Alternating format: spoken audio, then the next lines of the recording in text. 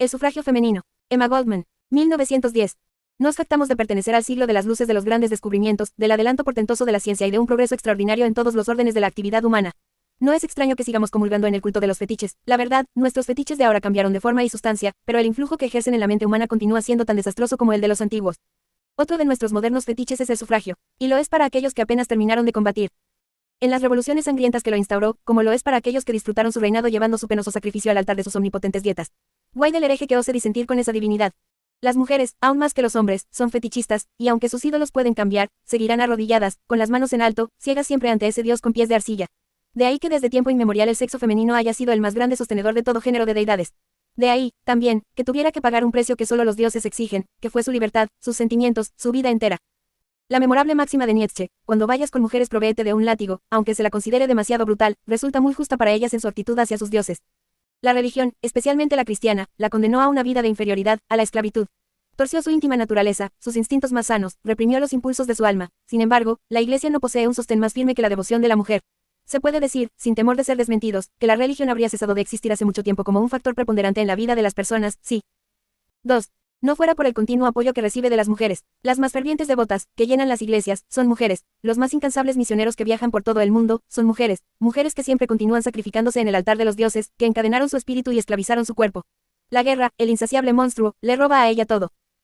Lo que es más querido y precioso, le arranca a sus hermanos, sus novios, sus hijos y en pago la sume en la soledad y en la desesperación.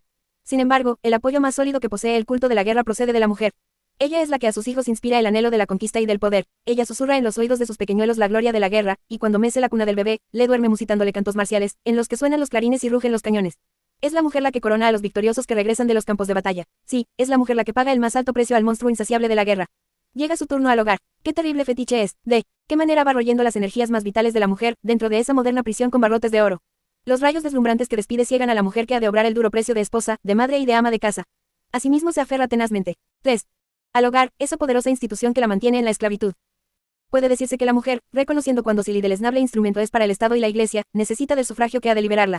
Esto puede ser cierto para una pequeña minoría, mas la mayoría de las sufragistas repudian esta sensata tendencia como algo sacrílego.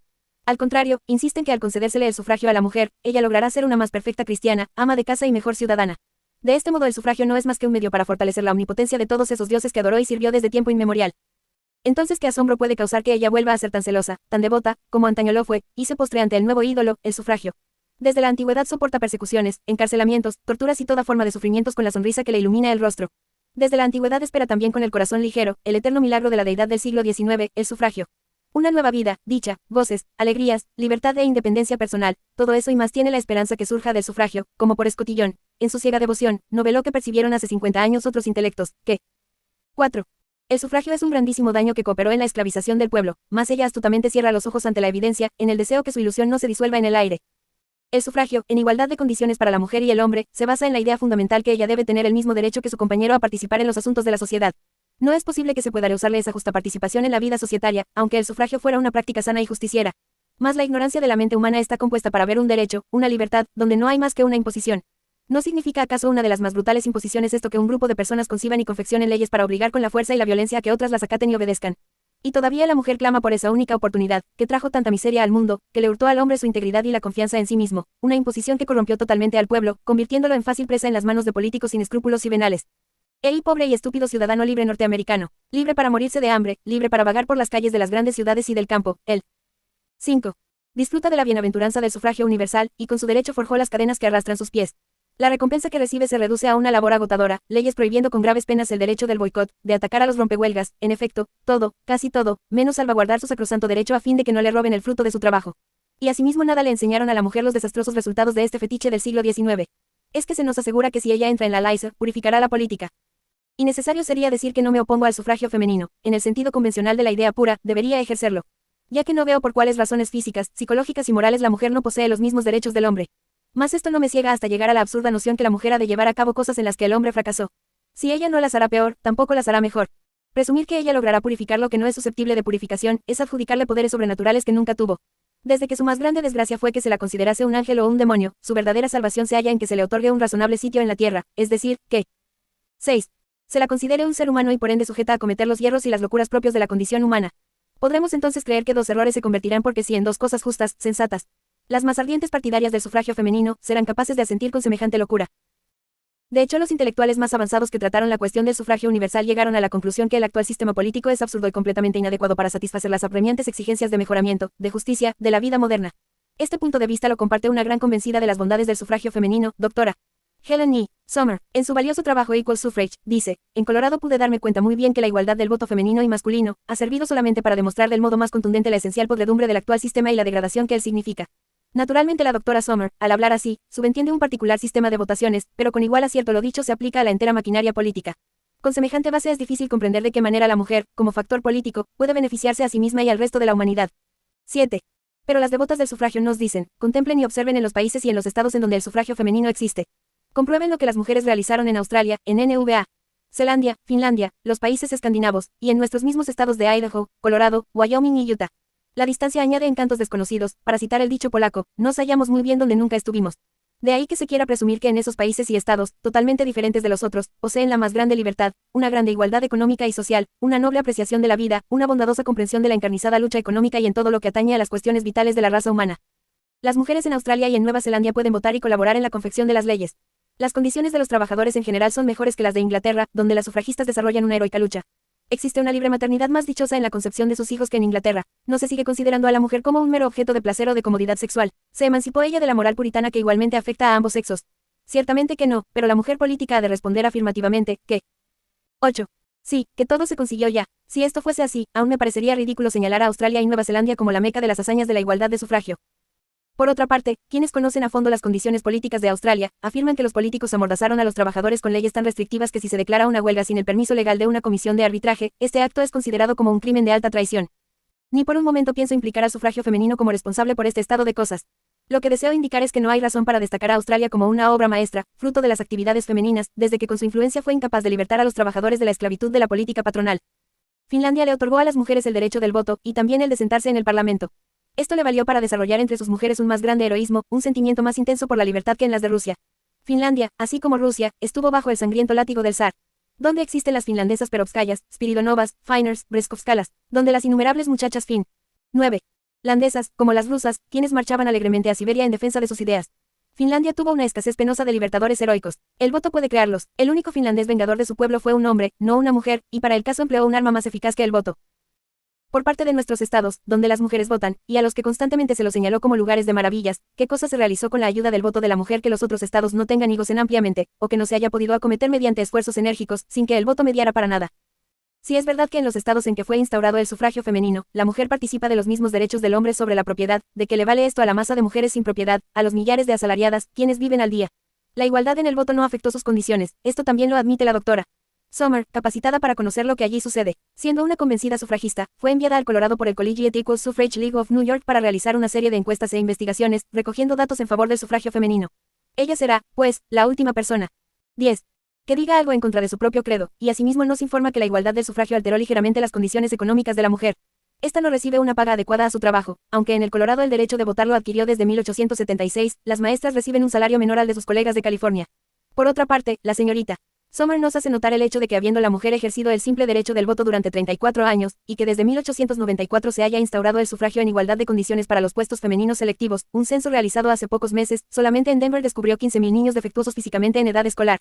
Ello con la agravante que en el Departamento de Educación había algunas mujeres desempeñando altas funciones, y también que el elemento femenino hizo votar leyes severas para la protección de los niños y los animales. Además, ellas tomaron el más grande interés por las instituciones del Estado, las cuales tratan de recoger los niños vagabundos, los defectuosos y los delincuentes. ¿Qué queda de la fama gloriosa del sufragio femenino si fracasó en su cometido más importante, el niño? ¿Y qué le resta de una más noble idea de la justicia, para que lleve a la niñez en la esfera de la política? Y en 1903, cuando los propietarios de 11. Las minas emprendieron una verdadera guerrilla contra los mineros de la Western Miners Union, cuando el general Bell implantó el reinado del terror, arrancando del lecho a los trabajadores, apaleándolos por las calles, masacrando a varios, arrojando a otros en los calabozos, declarando, al infierno la Constitución, al fuego con ella, ¿dónde estaban entonces las mujeres políticas y por qué no ejercieron el poder de sus votos? Sí, ellas lo emplearon. Ayudaron así a derrotar al gobernador Wade, un hombre de principios y de amplias miras liberales. Tuvo que cederle el sitio al instrumento de los reyes de las minas, el gobernador Peabody, el enemigo de los trabajadores, el zar del Colorado. Ciertamente, el sufragio masculino no habría hecho otra cosa. Claro que no. ¿Dónde están entonces las ventajas para la mujer y la sociedad, derivadas del sufragio femenino? La repetida afirmación que ella purificará la política no es más que un mito. Es el concepto que se deduce por las personas que estudiaron las condiciones políticas de Idaho, Wyoming, Colorado y Utah. La mujer, esencialmente una puritana en lo moral, es naturalmente santurrona, siendo por eso incansable en su esfuerzo de convertir a los otros en buenas criaturas, como ella piensa que deben ser. De ahí que en Idaho, ella se apartó de su hermana de la calle, de 12. Reputación dudosa y la declaró inepta para votar. Eso de lo dudoso, no ha de comprenderse por la prostitución en el matrimonio. No hay necesidad de decir que la prostitución ilegal y el juego de azar son actividades severamente prohibidas. Respecto a las leyes, deberían pertenecer al gramatical género femenino, todo es prohibido. Por lo demás, las leyes son maravillosas, no necesitan extenderse mucho sin que su espíritu se abra a todas las plagas del infierno. La prostitución y los juegos de azar nunca florecieron allí con más exuberancia como ahora que tienen las leyes en su contra. En Colorado el puritanismo de las mujeres se manifestó en una forma drástica. Los hombres de existencia notoriamente viciosa y en relación con los lugares de corrupción, desaparecieron desde que la mujer adquirió el derecho de votar, equal suffrage, doctora.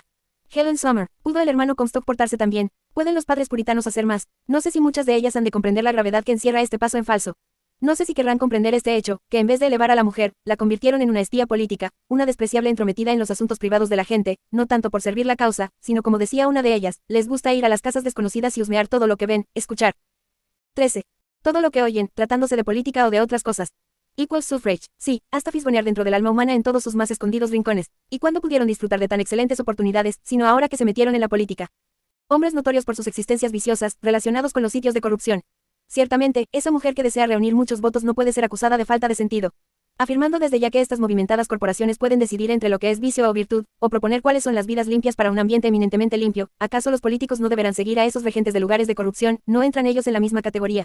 A menos que lo niegue la americana hipocresía, puesta de manifiesto en la ley de prohibición, cuyas sanciones no hicieron más que extender el vicio de la embriaguez entre las clases ricas, mientras vigila el único sitio donde beben los pobres. Si no fuera que por esta sola razón, o sea su estrechez puritana hacia la vida, debe considerarse como uno de los más grandes peligros al dejarle en sus manos el poder político. El hombre se halla atiborrado de prejuicios y todavía la mujer se está engolfando más en ellos. Aquel, en el reñido campo económico, se ve obligado a 14. Gar todas sus capacidades intelectuales y físicas, de modo que no le queda tiempo ni humor para medir la moralidad de su vecino con el metro puritano. En sus actividades políticas tampoco se conduce ciegamente. Comprende que es la cantidad, no la calidad, lo que se necesita para hacer mover las muelas de los molinos políticos, y a menos que no sea un reformista sentimentaloide o un fósil, sabe muy bien que los políticos no pueden representar otro conglomerado que el de una ciénaga pestilencial. Las mujeres, quienes se hallan más o menos enteradas acerca del proceder de los políticos, conocen la naturaleza de la bestia, pero, por su vanidosa suficiencia y por su egotismo, creen que bastan sus caricias para que este animal se vuelva un corderito, todo gentileza, dulzura y pureza. Como si las mujeres no fuesen capaces de vender sus votos y como si las mujeres políticas no fuesen capaces de comprarlos. Si su cuerpo se puede adquirir mediante una recompensa material, ¿por qué no el voto? Y esto es lo que está sucediendo en Colorado, así como en otros estados, sin que el hecho pueda ser refutado por esas mismas mujeres que se hallan en favor del sufragio. Como hiciera constar antes, su punto de vista tan estrecho sobre los principales asuntos de la vida, no es 15. El solo argumento que la inhabilita para creerse superior al hombre en la faz política. Hay otros, su larga existencia económicamente parasitaria borró completamente de su conciencia el concepto de la igualdad. Exige iguales derechos que el hombre, más sabemos que muy raras mujeres feministas tratan de propagar sus ideas en los distritos poco atrayentes, doctora. Helen A. Sommer, qué mezquina igualdad es esta, comparada con la de la mujer rusa, quien posee en alto grado el valor de afrontar las penas del infierno por su ideal. La mujer pide iguales derechos que el hombre, y asimismo se indigna si con su sola presencia no puede herirlo de muerte, porque fuma, no se descubre ante ella y no le cede el asiento instantáneamente, como impulsado por un resorte. Se considerarán estas cosas muy triviales, sin embargo, para la verdadera naturaleza de las sufragistas norteamericanas, es algo capital. Sin duda alguna que sus hermanas las inglesas se hallan por encima de estas estupideces. Ellas han demostrado encontrarse a la misma altura en lo que piden y en la voluntad heroica para sostenerlo. Todo el honor al heroísmo y a la testaruda fuerza de las sufragettes. Gracias a sus enérgicos y agresivos métodos le insuflaron un poco más de vitalidad ciertas señoras norteamericanas demasiado blandas de carácter y pobres. 16. De espíritu, pero después de todo, también las sufragettes carecen de un concepto claro de lo que es verdaderamente la idea de igualdad. No lo comprueba ese tremendo, gigantesco esfuerzo que están llevando a cabo para conseguir un puñado de conquistas que beneficiarán a un grupo de mujeres propietarias, sin que nada se provea para la vasta masa de los trabajadores. Ciertamente, desde su punto de vista político deben ser forzosamente oportunistas, aceptar por lo pronto lo menos, la conquista transitoria, por no perderlo todo. Mas como mujeres inteligentes y liberales, deberán comprender que si el voto es un arma temporal, las desheredadas lo necesitan mucho más que las de una clase económicamente superior, quienes desde ya disfrutan de un poder más grande en virtud de su privilegiada situación económica. La brillante adalid de las sufragettes inglesas, señora Emmeline Pankhurst, no tuvo a menos de admitir, en una conferencia pronunciada en Norteamérica, que en política hay también la división de las clases en inferiores y superiores. Si es así, las mujeres trabajadoras. Uno Shackleton fue un miembro del Partido Laborista cuyo credo luego renegó. La autora hace notar que el Parlamento inglés está lleno de estos judas. 17. De Inglaterra, ¿qué actitud adoptarán al cobrar fuerza de ley el proyecto Shackleton 1, que solamente beneficiará a las de una situación económica superior? Seguirán aquellas trabajando de común acuerdo con sus superiores. No es muy probable que las del tipo Annie Kenney, tan llena de entusiasmo, de convicción, capaz de realizar los mayores sacrificios por su causa, se avengan a cargar con las mujeres de sus patronos, así como las cargan ya en la fase económica. Y esas clases dominantes tratarán que siempre sea así, aunque el sufragio universal igual para mujeres y hombres se estableciera en Inglaterra. Hagan lo que hagan los trabajadores en el presente régimen, siempre serán ellos los que habrán de pagarlo todo. Más los que aún creen en el poder del voto, demuestran bastante pequeñez espiritual al querer acaparar ese poder para ellos solos, sin ninguna consideración para los que lo necesitan mucho más. El sufragio en los Estados Unidos hasta ahora no ha sido más que una cosa aparte, absolutamente alejada de las necesidades económicas del pueblo. Por eso, Susan B. Anthony, sin duda un tipo excepcional de mujer, no solo se demostró indiferente a la precaria situación de los trabajadores, sino que no vaciló en exhibir su manifiesto antagonismo, cuando en 1869 aconsejó a 18. Las mujeres que ocupasen los lugares de los tipógrafos en huelga, equals suffrage, hora. H. A. Summer, no sé si su actitud mental pudo cambiar antes de su muerte. Aquí hay, como es natural, algunas sufragistas afiliadas con las obreras de Women's Trade Union League, pero son una pequeña minoría y sus actividades son esencialmente económicas. Las demás contemplan al proletariado que pena con sus herramientas, constructoras de la dicha ajena, con el mismo olímpico despego que hace la sublime providencia. ¿Qué sería de los ricos si no fuera por el trabajo de los pobres? ¿En qué se convertirían esas parásitas señoras, que derrochan en una semana lo que sus víctimas ganan en un año? Igualdad, ¿quién oyó semejante cosa? Pocos países han producido un tan arrogante esnovismo como Norteamérica. Esto se aplica particularmente a la mujer de la clase media. No solamente se considera igual al hombre, sino superior en pureza, bondad y moralidad. No hay que asombrarse entonces que las sufragistas otorguen al voto femenino el más grande poder milagroso. En su exaltada soberbia no se da cuenta de qué modo se halla esclavizada, no solo por el hombre, sino por sus estúpidas nociones sobre la tradición. El sufragio en nada podrá remediar. 19. Este caso doloroso, más bien podrá acentuarlo, como ya está haciéndolo. Una de las más grandes líderes de los ideales feministas decía que no solo la mujer tenía derecho a igual salario al del hombre, sino que también le pertenecía el salario del marido. Al dejar de sostenerla económicamente sería condenado por la ley a cierto tiempo de prisión, y lo que ganara en la cárcel debería ir a las manos de su esposa. ¿No es este otro de los brillantes exponentes de cómo el voto femenino entiende suprimir los males sociales, los que han sido combatidos en vano por el esfuerzo colectivo de las mentalidades más ilustradas del mundo? ¿No es lamentable que el supuesto creador del universo nos haya presentado este admirable y maravilloso orden de cosas y que asimismo el voto femenino en manos de la mujer no pueda subvertirlo? Nada es más peligroso que la disección de los fetiches. Si nosotros hubiésemos vivido en la época en que semejantes herejías eran castigadas con la hoguera, no nos habríamos salvado de aquellos cuya estrechez mental quisiera condenar a muerte a quien disienta con sus ideas y las nociones preestablecidas. Por lo pronto, se me ha de presentar como enemiga del movimiento feminista y de la mujer en general. Repítolo. 20. Que dije al principio, no creo que la influencia de la mujer empeore el ambiente político, pero tampoco creo que lo mejore. Y si no puede enderezar los errores de los hombres, ¿por qué contribuir a perpetrarlos? La historia puede ser muy bien una compilación de mentiras, no obstante, algunas verdades contiene, y estas son la sola guía para el futuro. La historia de las luchas políticas llevadas a cabo por el hombre nos demuestra que nada le benefició sin que le costara largos o graves quebrantos. En una palabra, cada pulgada de tierra conquistada, le valió un constante combate, una incesante brega para afianzar sus derechos, y no fue logrado esto mediante el sufragio. No hay, pues, razón para creer que la mujer, si quiere escalar las vallas de su propia emancipación, deberá ser ayudada por el voto político. En los más sombríos países, Rusia, con su absoluto despotismo, la mujer llegó a ser igual al hombre, no a través del voto y sí por su voluntad de querer y poder. No conquistó únicamente para ella un vasto campo de enseñanzas para sus particulares vocaciones, sino que alcanzó la estima del hombre, su respeto y su camaradería. Y es más, se ganó el respeto, la admiración del mundo entero. Y esto no fue por el sufragio y sí por su heroísmo, su fortaleza, su industriosidad y su poder. 21. De soportarlo todo en la lucha por la libertad. ¿En qué país las mujeres que ejercen el derecho del sufragio pueden reclamar para sí semejante victoria? Cuando consideramos lo que la mujer norteamericana emprendió y realizó hasta ahora, encontramos que se necesita algo mucho más poderoso y profundo que el sufragio para que ella obtenga su emancipación. Hace justamente 62 años que un puñado de mujeres en el Congreso de Seneca Falls presentó un plan de reformas y de demandas por las que se exigía el derecho de tener la misma educación que los hombres y el acceso a varias profesiones, oficios, etc. ¡Qué triunfo, qué empresa más magna fue esta! ¿Quién se atreve a decir que la mujer es un trasto bueno solo para los trabajos domésticos? ¿Quién podrá incurrir en la tontería de sugerir que una u otra profesión no es adecuada a ella porque carece de capacidad para desempeñarla? Durante 62 años se amoldó a esta nueva atmósfera, que significa una nueva vida para ella. Y todo ello sin sufragio, sin el derecho de fabricar leyes, sin el privilegio de llegar a ser juez, carcelero o verdugo. Sí, muy bien puedo ser considerada una enemiga de la mujer, pero si puedo conducirla por un camino en donde la ilumine la luz de la razón, no he de lamentarme. 22. La gran desventura de la mujer no estriba tanto en su inadaptabilidad para desempeñar cualquier trabajo masculino, sino en que fue desgastando todas sus fuerzas durante una vida entera, asistida, asesorada por una tradición ancestral y centenaria que la incapacitó físicamente para concertar la paz con su compañero de ruta, el hombre. Lo que importa no es el género de trabajo que emprenda, sino la calidad del trabajo que produzca. En ese sentido el sufragio ni añadirá ni quitará esa cualidad intrínseca. El desenvolvimiento ideal de sus facultades, su libertad, su independencia personal deberá ser la obra de su propio intelecto y de sus propias manos. Primero, afinándose como carácter y como individualidad libre, y no como un objeto de placer. Segundo, rechazando todo derecho que se quiera imponer sobre su cuerpo, rehusándose a procrear, cuando no se sienta con necesidad de hacerlo, negarse a ser sierva de Dios, del Estado, de la sociedad, del marido, de la familia, simplificando su existencia tornándola más profunda y rica en nobleza. Solamente esto, y no el voto político, habrá de libertar a la mujer, convirtiéndola en una fuerza aún desconocida para el mundo, en una lúcida y poderosa fuerza para el verdadero amor, para la verdadera paz, para la 23. Verdadera armonía, fuerza de divino fuego, creadora de vida, del hombre y de la mujer libres. 24. Biblioteca anarquista.